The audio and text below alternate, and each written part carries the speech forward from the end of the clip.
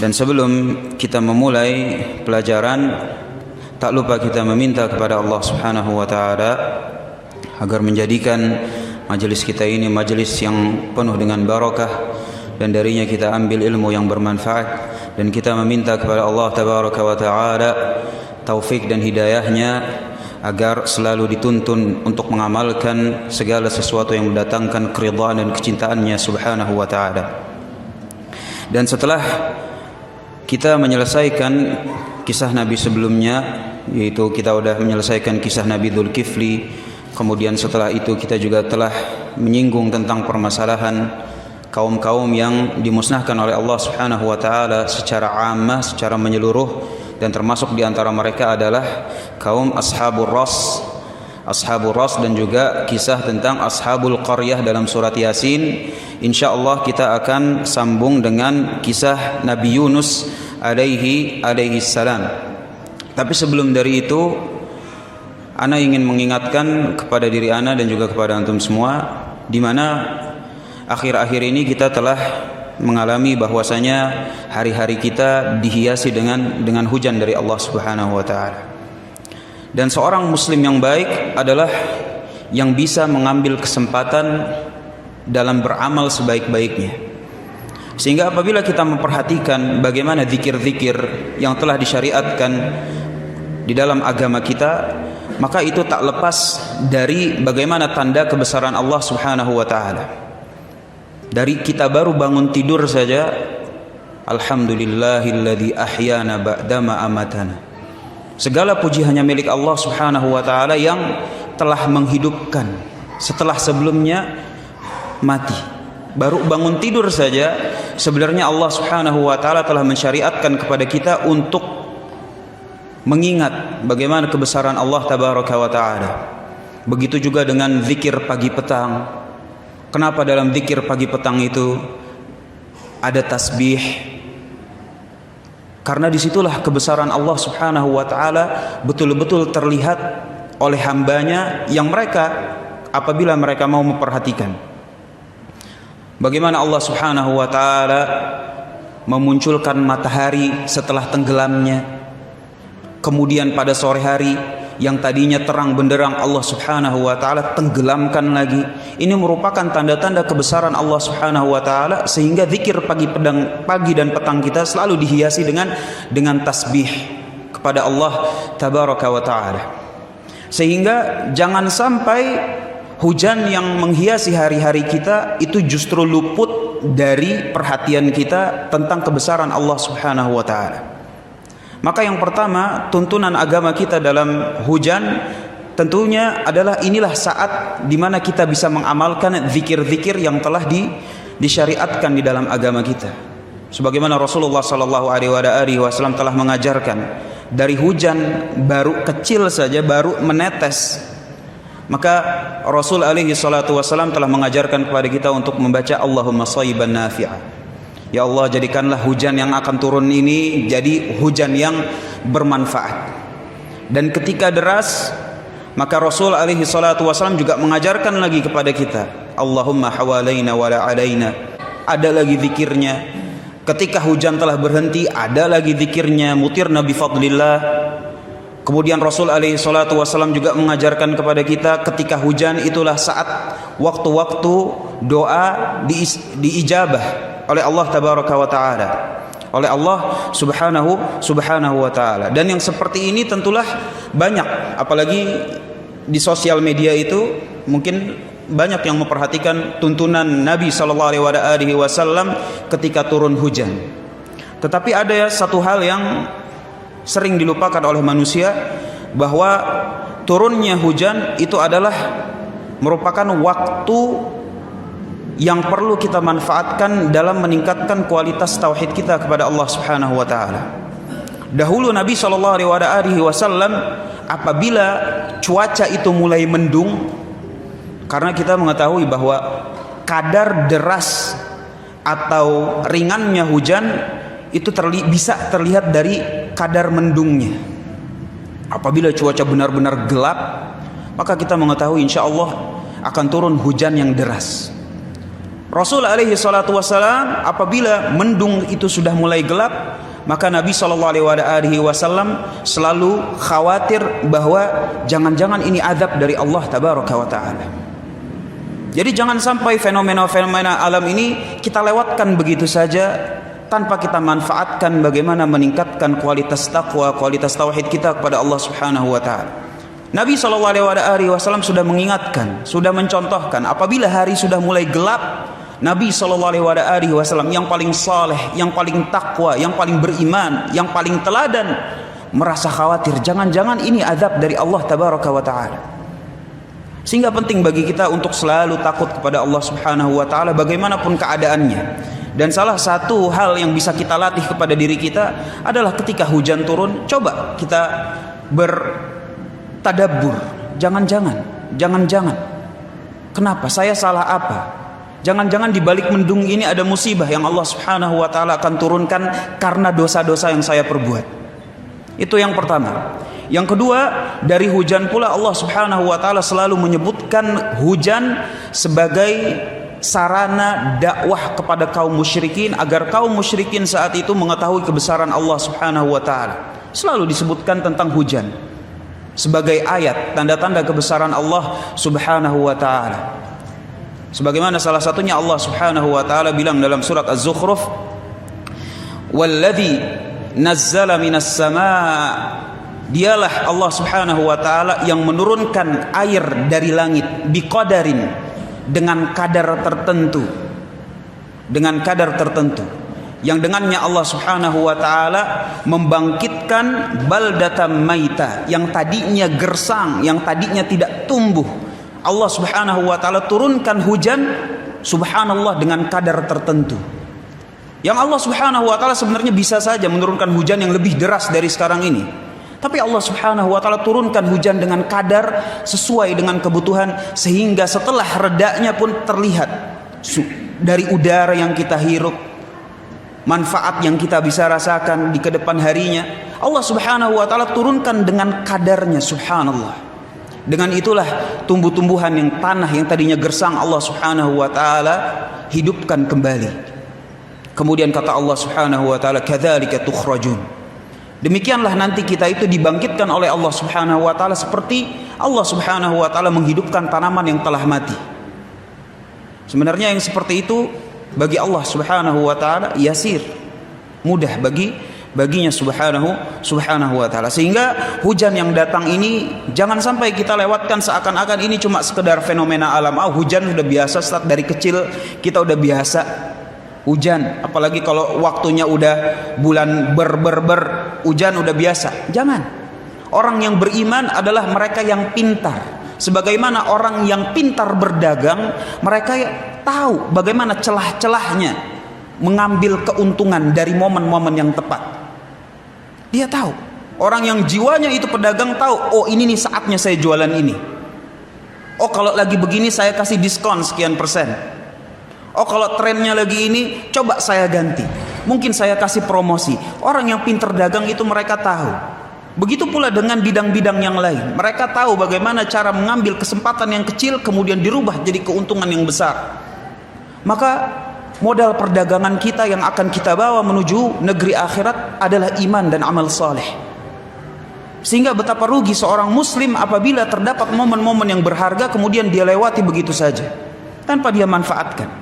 Tidak zikir, sehabis subuh dia tidur, tidak ada zikir pagi maupun tidak ada zikir petang, tidak ada tasbih kepada Allah Subhanahu wa taala, tidak ada doa ketika turun hujan, tidak ada doa ketika hujan mulai deras, tidak ada doa yang terpanjatkan ketika hujan.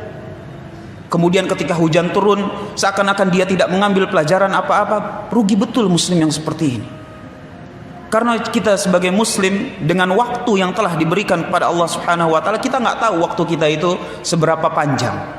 Sehingga setiap waktu kesempatan yang Allah Subhanahu wa taala kasih hendaklah kita manfaatkan sebaik-baiknya. Manfaatkan sebaik-baiknya ya kawan. Dan ini merupakan nasihat terutama bagi diri Anda pribadi dan kemudian bagi antum semua. Qala Ibnu Katsir rahimahullahu taala, kemudian kita akan lanjutkan pada pelajaran kita. Berkata Ibnu Katsir rahimahullahu taala, qissatu Yunus alaihi salam, kisah tentang Nabi Yunus alaihi salam. Kemudian Ibnu Katsir meriwayatkan atau membawakan beberapa ayat dari beberapa surat dari surat Al-Qur'an yang di situ menceritakan tentang Nabi Yunus. Yang pertama tentunya adalah surat Yunus, yang kedua ada surat Anbiya, yang ketiga ada surat Saffat, yang ketiga ada surat Nun. Dalam surat Saffat Allah Subhanahu wa taala berfirman, "Wa inna Yunus laminal mursalin." Sesungguhnya Nabi Yunus itu adalah seorang rasul. Sehingga kita mengetahui bahwa kedudukan Nabi Yunus alaihissalam bukan cuma sebatas nabi. Karena nabi dengan rasul, maka pangkatnya, kedudukannya lebih tinggi rasul. Kenapa? Karena seorang rasul itu diutus ke tengah-tengah kaum yang mereka itu menyelisihi dia. Berbeda dengan nabi. Nabi itu diutus ke tengah-tengah kaum yang kaumnya udah setuju. Udah setuju walaupun belum tentu melakukan, tapi kita setuju. Sedangkan rasul udah nggak ngelakuin dan kita nggak setuju apa yang dia katain. Ini ngomong apa ini orang? Saya nggak setuju. Kalau Nabi, oh iya saya setuju, cuma kebetulan aneh enjoynya yang begini. Tapi udah setuju. Sehingga tentunya dari misi dakwah dan kemudian keadaan tantangan dakwahnya, maka Rasul lebih mulia daripada Nabi. Dan Allah Subhanahu wa taala bilang di sini, wa inna Yunus laminal mursalin, bahwa Nabi Yunus merupakan salah satu dari seorang rasul. Wa qala ahlu tafsir, kata Ibnu Katsir rahimahullahu taala, ba'atsallahu Yunus alaihi salam ila ahli Nainawa. Nabi Yunus itu diutus di tengah kota yang namanya Nainawa. Kalau sekarang namanya adalah Mausul. Ya kalau kata bahasa Indonesianya Mosul di Irak. Di negeri Irak.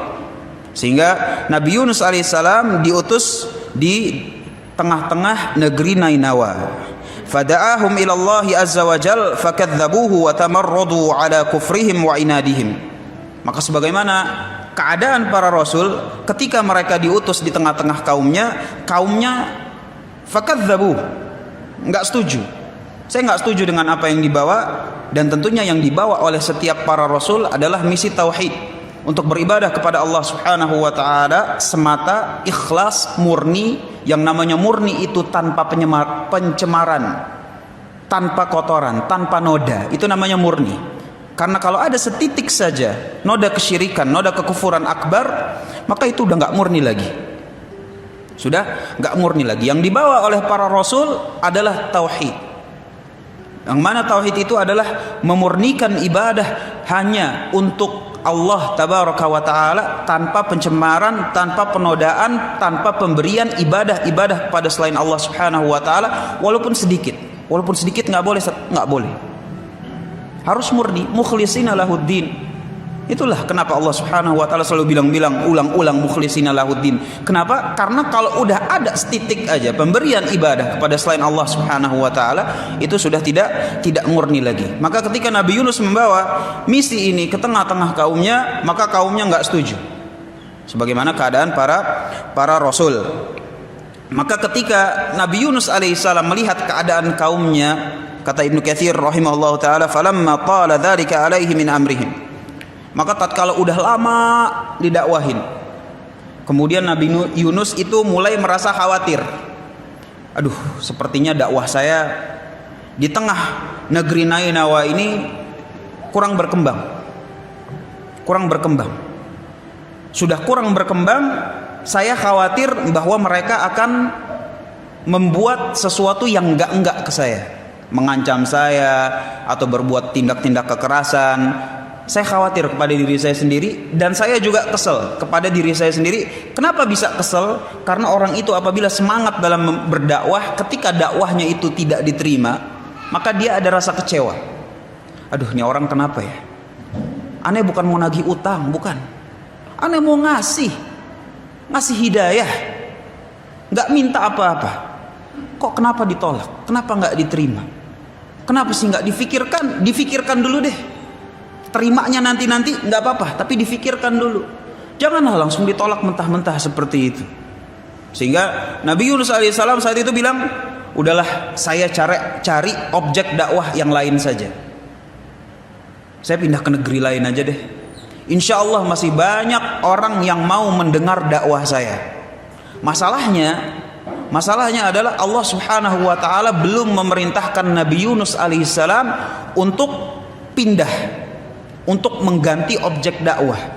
Ya kalau sekarang dalam syariatnya Nabi Muhammad SAW, maka kita bisa berdakwah sesuai dengan kebutuhan dan sesuai dengan keadaan. Apabila di sini nggak cocok, ya mungkin kita bisa pindah.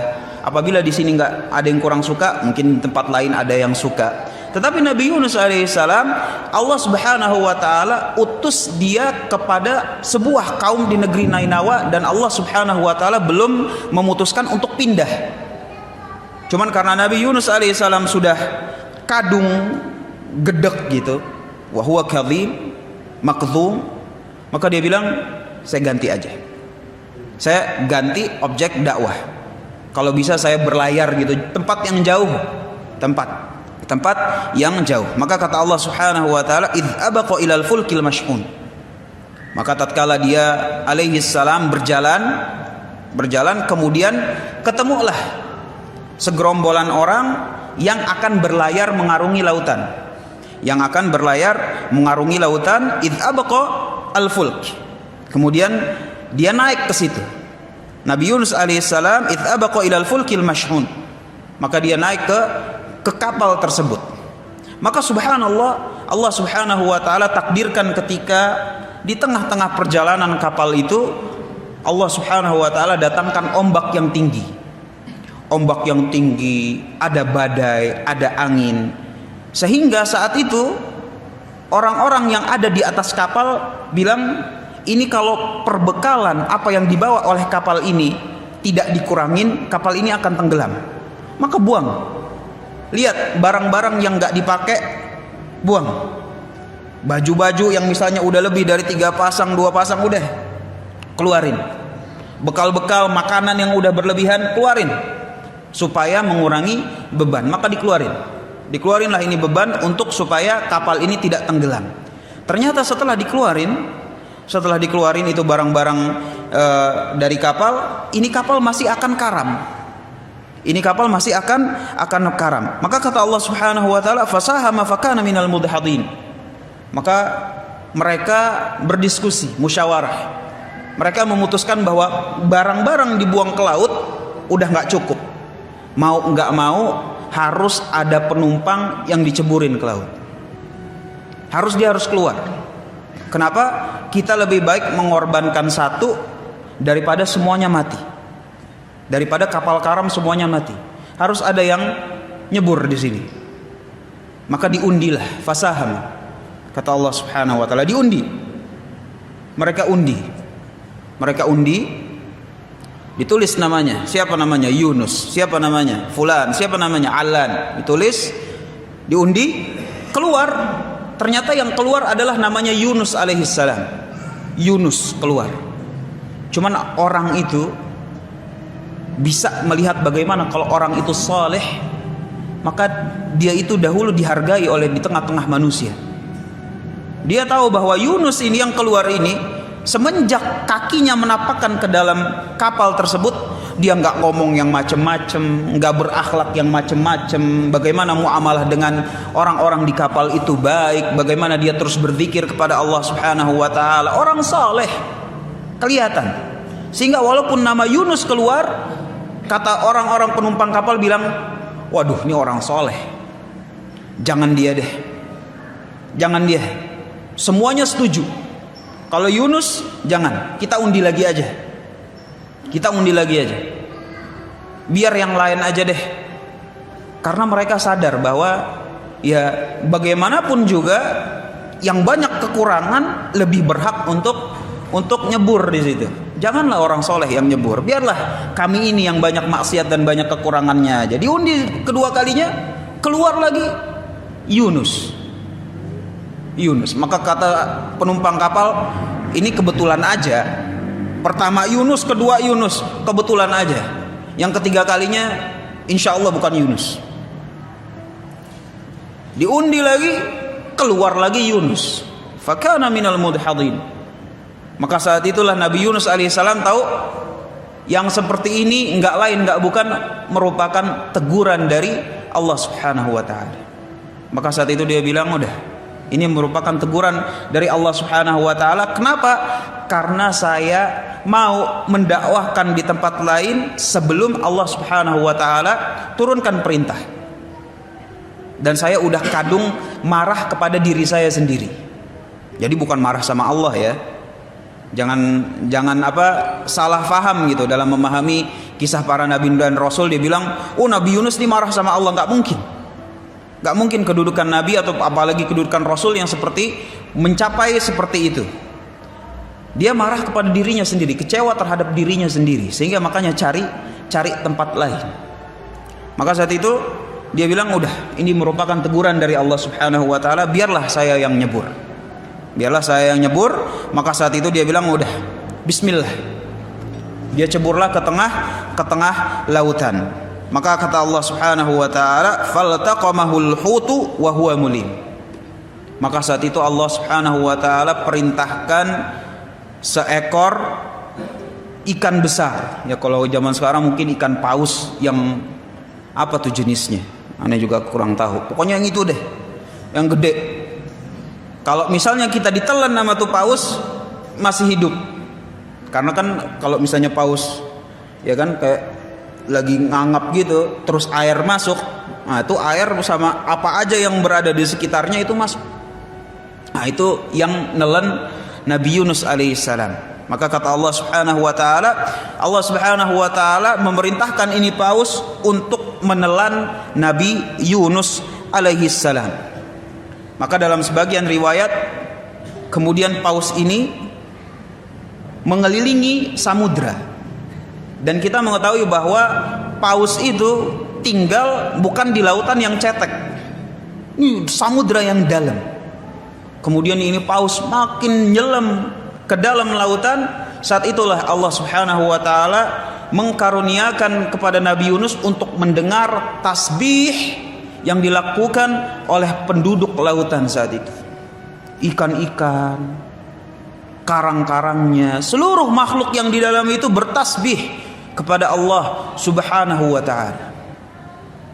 Iya, sebagaimana kata Rasulullah sallallahu alaihi wasallam, tidaklah seorang ulama kecuali sampai ikan di lautan pun itu meminta ampun kepada Allah Subhanahu wa taala kepada seorang ulama.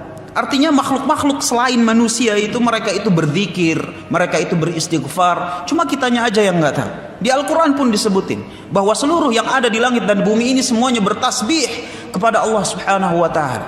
Sehingga dalam sebuah riwayat, ketika pagi dan petang orang yang tidak bertasbih kepada Allah Subhanahu wa taala adalah cuma dua. Kemungkinan dia itu syayatin, atau kemungkinan dia adalah serusak-rusaknya Bani Adam. Serusak-rusaknya Bani Adam. Ketika Allah Subhanahu wa taala menunjukkan ayatnya yang besar, terbitnya matahari, tenggelamnya matahari, maka saat itu yang tidak bertasbih adalah Bani Adam yang memang sudah tidak biasa mengingat berzikir kepada Allah Tabaraka wa taala.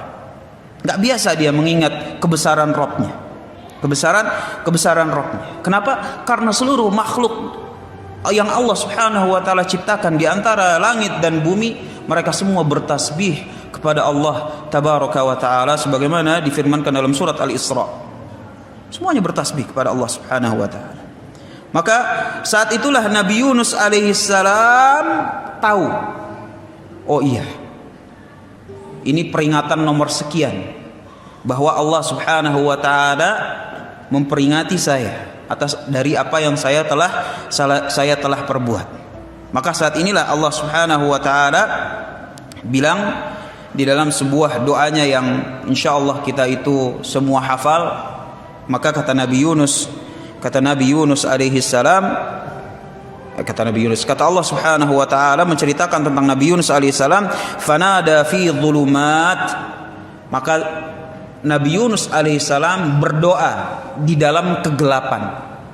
Di dalam kegelapan. Dan yang di dalam kegelapan yang dipakai oleh Allah Subhanahu wa taala itu bentuknya jamak. Ya kan? Kalau zulmah itu kegelapan bentuknya singular, cuma satu kegelapan.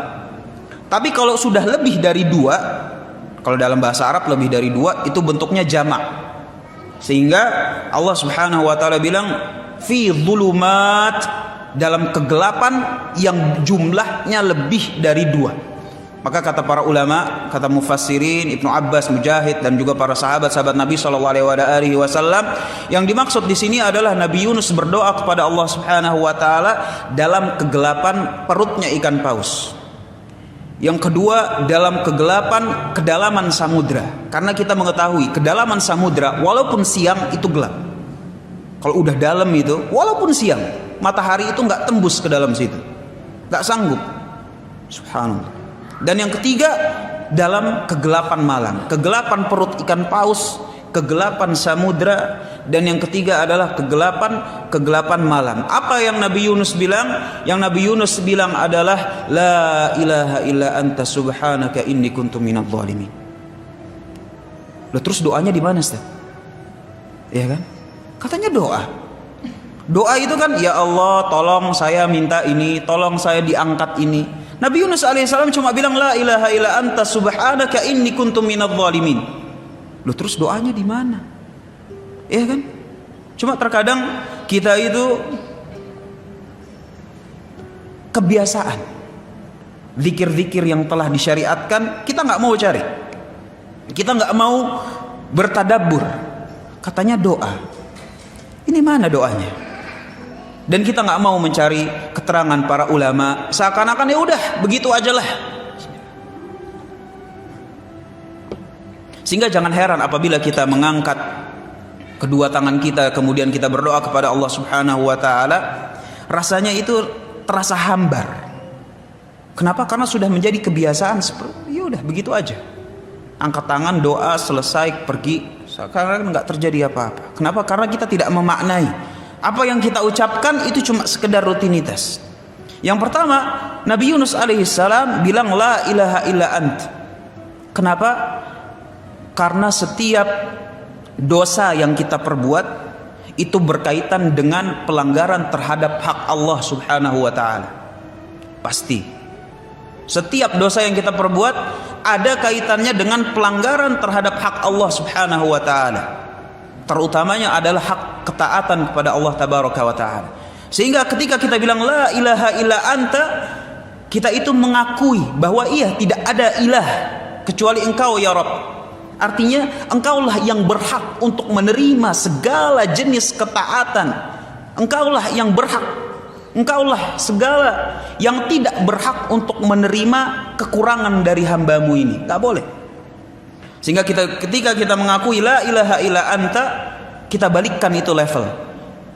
Artinya kita mengakui, iya Allah Subhanahu wa taala, aku telah berbuat kurang, aku telah berbuat ada kekurangan hak-Mu, maka saat ini aku ingin mengakui bahwa Engkaulah zat yang maha sempurna, yang enggak boleh ada kekurangan dalam penghambaan kita kepada Allah Subhanahu wa taala. Oleh karena itu kata Ibnu Qayyim rahimahullahu taala, terkadang Bani Adam itu mereka terlena dalam menunda taubat. Iya kan? Kenapa? Karena ketika seorang hamba itu menunda taubatnya, itu merupakan tambahan dosa. Sehingga dia mendapatkan dua dosa. Dosa yang telah dia perbuat dan dosa menunda taubat. Karena seorang hamba yang mengetahui kebesaran Allah Subhanahu wa taala, dia itu adalah fastaghfaru lidzunubihim. Ketika dia berbuat kekurangan kepada Allah Subhanahu wa taala, dia tahu fastaghfaru lidzunubihim, dia langsung bertaubat tanpa ada penundaan. Karena dia tahu bahwa kata para sahabat, janganlah lihat kadar dosanya, tapi lihatlah kepada siapa maksiat itu engkau perbuat. Sehingga menunda taubat saja dalam Islam itu merupakan dosa tersendiri. Dosa tersendiri. Jadi apabila kita mempunyai teman yang bilang udah deh ntar dulu deh aneh masih muda, kita kasih tahu, ya akhi, ya ukhti, Kalau engkau menunda taubatmu, itu sama saja dengan engkau menambah kadar dosamu menjadi double. Bukan hanya engkau tidak bertobat dari dosa yang telah engkau perbuat, tapi engkau juga menambah dengan dosa menunda taubat. Menunda taubat. La ilaha illa anta subhanak. Maka ini semakna bahwa Allah Subhanahu wa taala tidak berhak menerima kekurangan dari kita. Sehingga setiap kekurangan dari kita hendaklah kita langsung bertaubat sesegera mungkin. Sesegera mungkin. La ilaha illa anta subhanaka inni kuntu minadh dhalimin. Kemudian Nabi Yunus alaihi salam mengakui bahwa dirinya adalah termasuk dari orang-orang yang zalim. Di sini letak doanya. Kenapa? Karena kezaliman seorang hamba itu berbanding lurus dengan musibah yang Allah Subhanahu wa taala timpakan kepada dia. Sehingga saat dulu para salaf bilang segala sesuatu yang Allah Subhanahu wa taala atau yang kita tidak sukai itu semuanya berasal dari dosa-dosa kita semua. Dari dosa saya. Mungkin ada yang salah, mungkin ada yang kurang, mungkin ada yang ini, mungkin ada yang gitu. Sehingga ketika kita mengakui ini kuntu minadh dhalimin, sesungguhnya saya betul-betul dari orang-orang yang zalim, sebagaimana tulusnya pengakuan kita, maka sebesar itu pula Allah Subhanahu wa taala akan mengangkat musibah dari seorang hamba tersebut. Sehingga apabila kita bilang itu inni kuntu minadh dhalimin, seberapa tulus kita, dan semakin tulus maka Allah Subhanahu wa taala akan mengangkat bala sebesar dengan ketulusan kita ketika kita mengucapkan doa tersebut. Sehingga subhanallah bagaimana Allah Subhanahu wa taala mengajarkan kepada kita sebuah doa yang lafadznya singkat tapi bermakna padat dan dalam. Subhanallah, Syekhul Islam Ibnu Taimiyah rahimahullah taala cuma menjelaskan satu doa ini keluar satu buku. Keluar satu buku, subhanallah. Yang mana kalau kita baca seakan-akan kita menyaksikan keajaiban, ya Allah kok bisa seorang ulama menerangkan sedemikian rupa. Cuma itu Ustaz, iya cuma itu doang. La ilaha illa anta subhanaka inni kuntu minadh dhalimin. Keluar satu buku tebel lagi, bukan cuma tipis selembar dua lembar, tebel. Subhanallah. Sehingga banyak sekali yang kekurangan kita dalam berdoa kepada Allah Subhanahu wa taala. Sehingga seakan-akan ketika kita berdoa kepada Allah Subhanahu wa taala cuma sekedar rutinitas saja. Sehingga hambar. Dan sesuatu yang hambar itu tidak akan mendatangkan kenikmatan, ketagihan. Dia nggak akan ketagihan dalam berdoa kepada Allah Subhanahu wa taala. Nggak ada, biasa aja, rutin aja. Berbeda dengan seseorang yang betul-betul tahu, enggak, saya butuh. Orang yang tahu dia butuh, sekarang, harus sekarang. Lihat bagaimana misalnya kita menerima informasi, deal baru kejadian sedemikian rupa. Atau terkadang kita menerima seperti itu, maka kita langsung terbesit, ya Allah, ini saatnya saya berdoa. Apalagi sedang hujan. Apalagi demikian, apalagi ini hari Jumat, apalagi ini doa setelah asar. Saat itu kita bilang, saya butuh untuk berdoa. Berbeda dengan kualitas dengan orang yang rutin aja dia berdoa. Memang sama-sama mengangkat tangan, memang sama-sama mengucapkan la ilaha illa anta subhanaka inni kuntu minadh dhalimin, memang sama-sama mengatakan rabbana atina fid dunya hasanah, sama doanya, tetapi kualitas itulah yang membedakan antara satu hamba dengan hamba yang lain. Si hamba yang merasa butuh berdoa kepada Allah tabaraka wa taala, maka dia merasakan nikmatnya itu. Berdoa kepada Allah Subhanahu wa taala, ladzatul munajat itu betul-betul dia tahu, dan dia tidak akan mengorbankan kenikmatan doa dia dengan sesuatu apapun. Oleh karena itu Allah Subhanahu wa taala bilang falaula annahu kana minal musabbihin. Nabi Yunus alaihissalam, kata Allah Subhanahu wa taala, seandainya dia bukan dari orang-orang yang biasa bertasbih, lalabitha fi batnihi ila yaumi yub'atsun, maka sungguh betul-betul kami akan tinggalkan dia di dalam perut ikan itu sampai hari kiamat. Tapi sebelum itu Allah Subhanahu wa taala ingatkan, sesungguhnya dia merupakan salah satu yang biasa bertasbih. Apa hubungannya? Karena orang yang biasa bertasbih, maka kualitas doanya maupun kualitas ijabah dari Allah Subhanahu wa taala berbanding lurus dengan kesolehannya dia.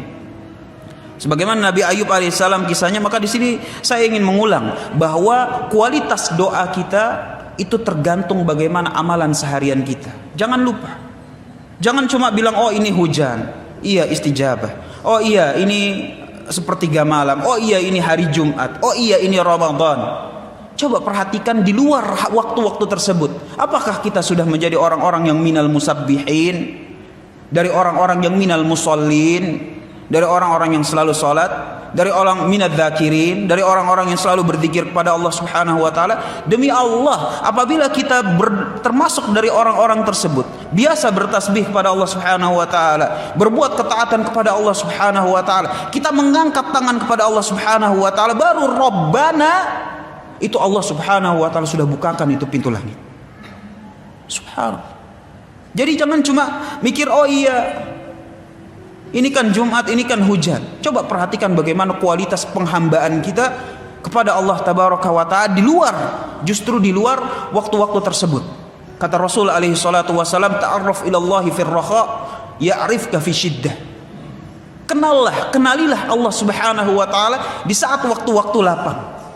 Di saat gaji lagi baru turun, usaha lagi lancar, keluarga lagi senang, seakan-akan dunia ini udah tidak ada halangan lagi. Coba kenal Allah Subhanahu wa Ta'ala saat itu. Di saat itu justru kita bukannya terlena dengan kenikmatan yang Allah Subhanahu wa Ta'ala berikan, tapi kita justru meningkatkan bagaimana kualitas penghambaan kita kepada Allah Subhanahu wa Ta'ala. Biar apa? Biar nanti apabila kita berubah keadaannya, sebagaimana keadaan Nabi Yunus berubah, kemudian kita berdoa, meminta, bermunajat kepada Allah Subhanahu wa Ta'ala, kualitas doa yang kita panjatkan maupun kualitas ijabah yang Allah Subhanahu wa Ta'ala berikan itu jauh melebihi apa yang kita berikan. Subhanahu wa Ta'ala. Pasti ta'arraf ilallahi fir raha. Kalau orang yang biasa mengenal Allah Subhanahu wa Ta'ala di saat lapang, ya'rifka fi syiddah, maka saat sempit Allah Subhanahu wa Ta'ala akan ingat, akan peduli betul terhadap hamba tersebut. Betapa banyak dari kita ketika dizalimi betul sama seseorang, itu nggak lama ketika kita meminta kepada Allah Subhanahu wa Ta'ala sebagai orang yang mazlum, yang terzalimi, maka Allah Subhanahu wa Ta'ala kemudian langsung mengijabah doa hamba tersebut. Sehingga penting bagi kita untuk memperhatikan kualitas doa kita, bukan hanya dari segi waktunya, tapi juga dari segi di luar hal tersebut, berupa ketaatan kepada Allah Subhanahu wa Ta'ala, berupa keharaman yang berusaha kita tidak lakukan, rizki yang halal, jangan sampai masuk ke dalam tubuh kita itu rizki yang haram, sehingga ketika kita mengangkat tangan berdoa bermunajat kepada Allah Subhanahu wa Ta'ala, Allah Subhanahu wa Ta'ala terima ijabah dengan ijabah yang hasanah. Kemudian kata Allah Subhanahu wa Ta'ala, la labitha fi batnihi ila yaumi yub'atsun fanabathnahu bil ara'i wa huwa saqim. Maka ketika sudah berdoa seperti itu, Allah Subhanahu wa Ta'ala perintahkan kepada si paus untuk memuntahkan Nabi Yunus alaihissalam, sehingga dia terdampar pada sebuah tanah yang gersang. Dia terdampar pada sebuah pulau, dan di situ keadaannya itu gersang. Fanabathnahu bil ara'i wa huwa saqim, dan dia dalam keadaan sakit. Sebagian riwayat dibilang bahwa Nabi Yunus alaihissalam sakit kulit. Sakit kulit gitu. Terkelupas kulitnya. Kemudian kata Allah Subhanahu wa Ta'ala, wa ambatna alaihi syajaratan min yaqtin. Maka saat itu Allah Subhanahu wa Ta'ala tumbuhkan sebuah pohon di tengah tanah yang gersang, yang kemudian kalau pohon itu didekati, kemudian diusap-usap pohon tersebut kepada tubuhnya Nabi Yunus, maka seluruh sakit-sakitnya itu hilang. Wa arsalnahu ila mi'ati alfin aw yazidun. Maka kemudian Allah Subhanahu wa Ta'ala utus Nabi Yunus alaihissalam kembali ke kampungnya. Sebelum Nabi Yunus alaihissalam meninggalkan kaumnya, Nabi Yunus alaihissalam mengancam kepada kaumnya. Artinya, apabila kalian memang betul-betul tidak mau menerima pesan saya, maka mudah-mudahan Allah Subhanahu wa Ta'ala, saya meminta kepada Allah Subhanahu wa Ta'ala untuk menurunkan azab kepada kalian setelah beberapa hari. Sebagian riwayat bilang setelah 3 hari. Maka ketika Nabi Yunus itu telah berlayar, kemudian 3 hari ini udah lewat, Allah Subhanahu wa Ta'ala turunkan hujan, turunkan mendung yang begitu gelap ke tengah-tengah negeri Nainawa ini. ke tengah-tengah negeri Nainawa.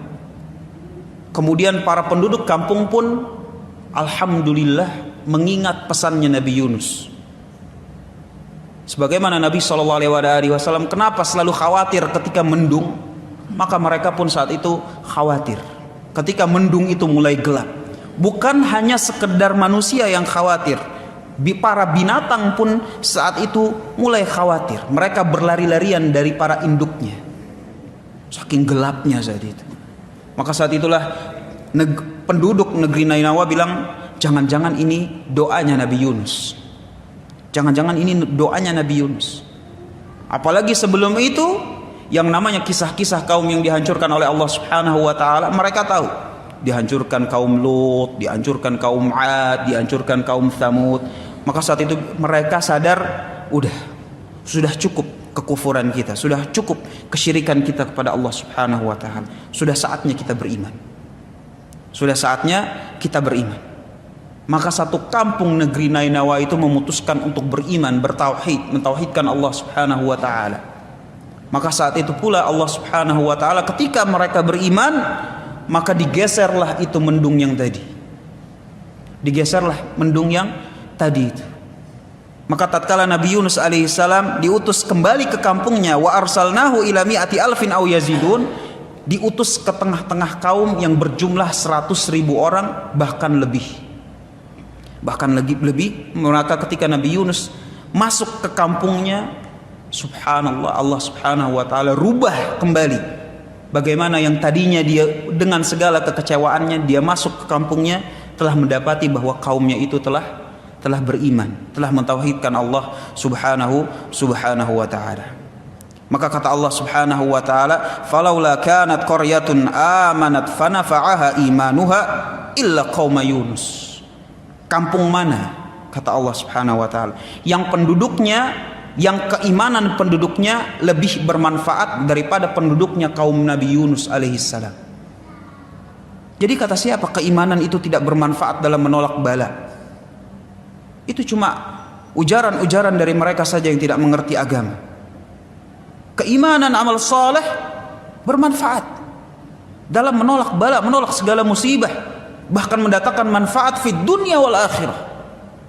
Sehingga kata Allah Subhanahu wa taala, kaum mana yang penduduk negerinya keimanan mereka lebih bermanfaat di dunia dibandingkan kaum Nabi Yunus alaihissalam, di mana saat itu Allah Subhanahu wa taala sudah menurunkan mendung yang sedemikian rupa, kemudian mereka itu memutuskan untuk bertauhid, beriman kepada Allah Subhanahu wa taala, kemudian Allah Subhanahu wa taala lewatkan adab saat itu juga, sehingga mereka bisa melihat bagaimana buah keimanan mereka di depan mata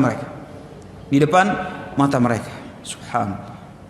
Maka Nabi Yunus alaihissalam, wa arsalnahu ila mi'ati alfin aw yazidun, kembali ke kampungnya dan berdakwah ke tengah-tengah mereka, beramar ma'ruf nahi mungkar, mengingatkan yang salah, meluruskan yang salah, kepada sejumlah mi'ati alf, 100.000 atau bahkan lebih. Fa amanu famatta'nahum ila hin, maka mereka semua menjadi penduduk yang beriman, mentauhidkan Allah Subhanahu wa taala tanpa memberikan peribadahan kepada selain Allah Subhanahu wa taala, beriman dengan risalah tauhid yang dibawa Nabi Yunus, beriman kepada nabinya, beriman kepada syariat yang diturunkan Allah Subhanahu wa taala. Famatta'nahum ila hin, maka Allah Subhanahu wa taala memberikan kenikmatan kepada mereka ila hin, sampai batas waktu yang ditentukan. Sehingga bekal yang paling bermanfaat yang akan kita bawa adalah keimanan tauhid kepada Allah Subhanahu wa taala, bermanfaat di dunia dan juga nanti di akhirat kelak. Kata Ibnu Katsir rahimahullahu taala, imannya kaumnya Nabi Yunus alaihissalam bukan cuma bermanfaat di dunia, tapi nanti di akhirat mereka pun akan dilindungi dari azab akhirat. Bukan cuma azab di dunia Allah Subhanahu wa taala geser, tapi nanti di akhirat Allah Subhanahu wa taala juga lindungi mereka dari adab akhirat. Maka dengan demikian kita sudah menyelesaikan kisah Nabi Yunus alaihissalam. Insyaallah taala kita akan lanjutkan pada pertemuan berikutnya. Semoga Allah Subhanahu wa taala mudahkan. Hadza wallahu a'lam bissawab. Wa sallallahu ala nabiyyina Muhammadin wa ala alihi wa sahbihi wasallam. Wa akhiru da'wana alhamdulillahi rabbil alamin. Wassalamu alaikum warahmatullahi wabarakatuh.